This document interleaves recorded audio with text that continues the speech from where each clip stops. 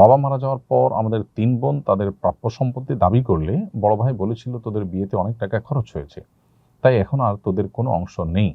পরবর্তীতে দিতে চাইলে বোনরাও আর নেননি। এখন আমাদের করণীয় কি? আমি বোনদের পক্ষে ছিলাম, আমিও কি গুনাহগার হব? খুব গুরুত্বপূর্ণ একটি প্রশ্ন। অনেক ভাইরা এই কাজটি করেন। বোনদের বিয়ে শাদিতে যে টাকা পয়সা খরচ হয়ে থাকে, সেই টাকা পয়সা খরচ হওয়ার কারণে তারা বাবা মার পরিত্যক্ত সম্পদ থেকে বোনদেরকে বঞ্চিত করেন, এই বলে যে তোমাদের তো বিয়েতে অনেক টাকা খরচ করেছে, এখন আর এখানে তোমরা কেন ভাগ নিতে আসবে।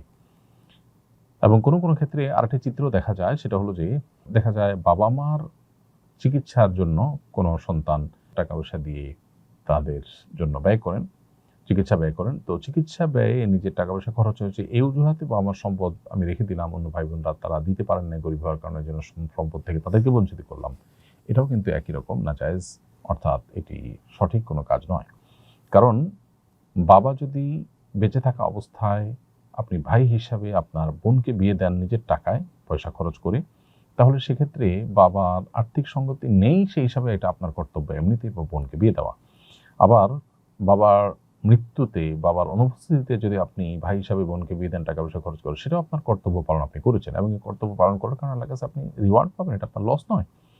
কিন্তু বাবার সম্পদে, মায়ের সম্পদে যে বোনের হক রয়েছে সেটা তার প্রাপ্য, সেটাকে আপনি ওই বিয়ের খরচ দিয়ে কাটাকাটি করতে পারেন না। কারণ বিয়ে খরচ তো বহন করা তার উপরে আবশ্যক না, ওটা আপনি ভাই হিসাবে আপনাদের উপর আবশ্যক। সো ওই অজুহাতে তাদের সম্পদ থেকে বঞ্চিত করা অবশ্যই জুলুম।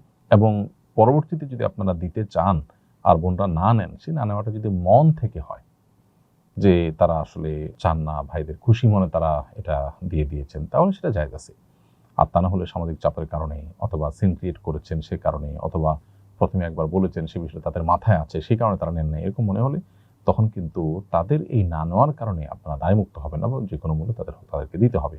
আর আপনি তা বোনদের হক দেওয়ার পক্ষে ছিলেন, সেজন্য আপনি গুনাহগার হবেন না ঠিকই, কিন্তু এখন বোনরা যে নেননি, সেই না নেওয়াটা যদি লাজুকতার কারণে, লজ্জাশীলতার কারণে, সামাজিক চাপের কারণে না নেন, তাহলে আপনার হকে যেটুকু আছে বোনদের হক, সেটুকু আপনি তাদেরকে ফেরত দিতে হবে। আর যদি তারা আপনাকেও পরিষ্কারভাবে জানিয়ে দেন তাদের মনে কোনোই এ ব্যাপারে দুঃখ নেই, তারা খুশি মনে ছেড়ে দিয়েছেন, তাহলে সেটা আপনার জন্য জায়েজ হতে পারে। সন্তানের বিয়ের বয়স হলে মা বাবার করণীয় কি?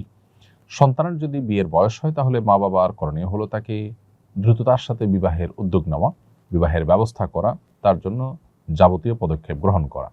কারণ নবী সাল্লাল্লাহু আলাইহি ওয়াসাল্লাম বলেছেন, সন্তানের বিয়ের বয়স হলে তোমরা তোমাদের সন্তানদেরকে উপযুক্ত পাত্র পেলে বিয়ে দিয়ে দাও।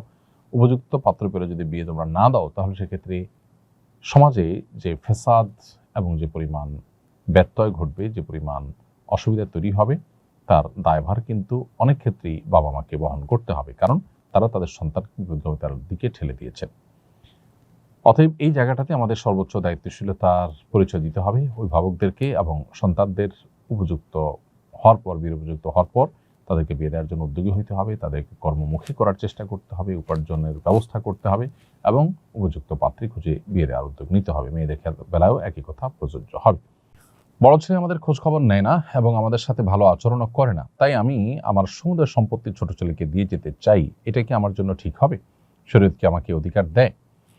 সন্তানদের মধ্যে যে সমতা বজায় রাখা সম্পদ দেওয়ার ক্ষেত্রে, এটা অনেক উলামা ইকরামের মতে ওয়াজিব। কারণ নবী করিম সাল্লাল্লাহু আলাইহি ওয়াসাল্লাম এক সাহাবী ক্ষেত্রে যখন হেরফের করেছেন, তাকে কিন্তু তিনি ভর্ৎসনা করেছেন, এবং তিনি নির্দেশ করেছেন, আ'দিলু বাইনা আওলাদিকুম ইত্তাকুল্লাহ ওয়া'দিলু বাইনা আওলাদিকুম, তোমরা আল্লাহকে ভয় করো এবং তোমাদের সন্তানদেরকে কিছু দেওয়ার ক্ষেত্রে তোমরা সমতা বজায় রাখো এবং ইনসাফ করো। এর বিপরীতে ফুকাহায়ে আহনাফের মতে এটি উত্তম, তবে ওয়াজিব বা ফরজ নয়।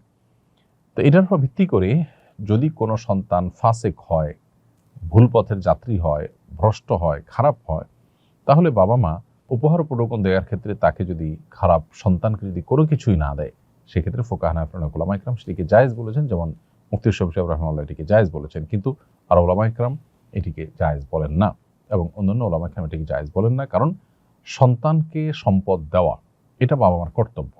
আল্লাহ তাআলা যে হিস্সা ঠিক করে দিয়েছেন, সেটা আল্লাহর দেওয়া নির্ধারণ, আল্লাহ ঠিক করে দিয়েছেন। অতএব এটা ফরজিয়াতুম আল্লাহ, আল্লাহ নির্ধারণ, এটাকে লঙ্ঘন করার কোনো সুযোগ বাবার নেই। বাবা যেটি করতে পারেন সেটি হলো, সন্তানদের মধ্যে কেউ হয়তো একটু বেশি ভালো, তাকে একটু উপহার দেওয়ার ক্ষেত্রে শুধু ভালো হওয়ার কারণে উৎসাহ দেওয়ার জন্য পুরস্কার স্বরূপ একটু বাড়িয়ে দিলেন, এটা সর্বসম্মতিক্রমে জায়েজ। কিন্তু সম্পূর্ণভাবে বঞ্চিত করবার এখতিয়ার আসলে বাবার বা মায়ের থাকে না। কারণ আল্লাহ এখানে নির্ধারণ করে দিয়েছেন, আল্লাহ তাআলা সম্পত্তি থেকে মাহরুম করবার অপশন রেখেছেন যদি কাফের হয়ে যায় সন্তান, মোরতাদ হয়ে যায় সেই ক্ষেত্রে। তা না হলে আল্লাহ তাআলা সে অপশন কিন্তু রাখেননি। রইসুল ইসলাম আপনি লিখেছেন, আমাদের শৈশবের বন্ধুদের একটি হোয়াটসঅ্যাপ গ্রুপ আছে, সেখানে প্রায়ই অন্য কোনো বন্ধু বা পরিচিত ব্যক্তির দোষ ত্রুটি বা ব্যক্তিগত জীবন নিয়ে আলাপ আলোচনা হয়। প্রশ্ন হলো, এটা গীবতের অন্তর্ভুক্ত হবে কিনা? উত্তর হলো, এটাও গীবতের অন্তর্ভুক্ত হবে। রসিকতা করে, দুষ্টমি করে, বন্ধুরা আড্ডার ছলেও যদি কারোর সমালোচনা করেন যেটা তিনি শুনলে কষ্ট পেতেন বা যেটা তার দোষ, তাহলে সেটা গুনাহের কারণ হবে। কারণ দোষ তার সামনে বলে তাকে সংশোধন করা যেতে পারে, দোষ বলার যে মূলনীতি আছে যাতে তিনি কষ্ট না পান, আঘাতপ্রাপ্ত না হন সেভাবে, অথবা তার পেছনে যদি সমালোচনা করতে হয় সেটি উদ্দেশ্য করা যাবে যেন তার পেছনে সমালোচনা করার মাধ্যমে তার সম্পর্কে সচেতন করা হয়, সতর্ক করা হয় যে অমুক লোকটা এরকম, তুমি সতর্ক থেকো। কারণ যদি সেরকম তার সাথে লেনদেন, উঠা বসা বা সম্পর্ক থাকে, তাহলে তাকে সতর্ক করবার উদ্দেশ্যে এটি করা যেতে পারে। অন্যথায় এটা সুস্পষ্ট গীবতের অন্তর্ভুক্ত হবে। কারণ নবী সাল্লাল্লাহু আলাইহি ওয়াসাল্লাম বলেছেন, যিকরুকামা আখাকামা ইয়াকরাহু, তোমার ভাইয়ের এমন কোনো বিষয়ের আলোচনা যদি তুমি করো তার অগোচরে, যেটাতে তিনি কষ্ট পাবেন, সেটাই কিন্তু গীবতের অন্তর্ভুক্ত। আমার ছেলেকে একটা প্রাইভেট স্কুলে ভর্তি করেছি। স্কুলের এক শিক্ষক ছাত্রদের মাধ্যমে তার সকল পার্সোনাল কাজ করান, জামা কাপড় ধোয়া থেকে নিয়ে খাবার দাবার ব্যবস্থাপনা, বাজারঘাট ইত্যাদি। শিক্ষা প্রতিষ্ঠানে তো আমার ছেলেকে কাজ করতে পাঠাইনি। শিক্ষার্থীদের মাধ্যমে শিক্ষকের পার্সোনাল এবং প্রাতিষ্ঠানিক কাজ করানো কি সঠিক কাজ? ছাত্রদেরকে শেখাবার উদ্দেশ্যে শিক্ষা সংক্রান্ত কাজ যদি করানো হয়, যেটা তার শিক্ষা রিলেটেড, সেটার কোনো শিক্ষার হয়তো প্রয়োগ, কোনো শিক্ষার হয়তো আপনার প্র্যাকটিক্যালের অংশ যদি হয়, তাহলে সেটা তো জায়েজ আছে, বলার অপেক্ষা রাখে না। আর ছাত্রদেরকে শিক্ষার সঙ্গে কোনো সম্পর্ক নেই এরকম কাজ, অর্থাৎ একান্ত ব্যক্তিগত কাজ যেমনটি আপনি বলেছেন, সেরকম কাজ যদি করানো হয় তাহলে সেটা হবে নাজায়েজ। বিশেষ করে ছেলেরা যদি স্বপ্রণোদিত হয়ে না করে এবং তাদেরকে শিক্ষকের অধীনে আছে সেই সুবাদে যদি শিক্ষক তাদের দিয়ে এই সমস্ত করান, তাহলে সেটা হবে তাদের প্রতি অবিচার এবং জুলুম।